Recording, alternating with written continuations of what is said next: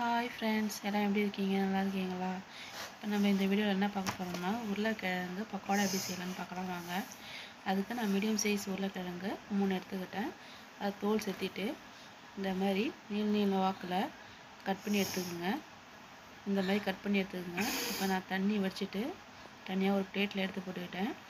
அதில் garam masala 1 spoon, chicken masala 1 spoon, cornflour மாவு 2 spoon, அரிசி மாவு 2 ஸ்பூன், தேவையான அளவுக்கு உப்பு போட்டுக்கிட்டு இதில் கலர் கொடுத்துக்கிட்டேன். நான் ரெட் கலர் ஃபுட் கலர் கொடுத்துருக்கேன்.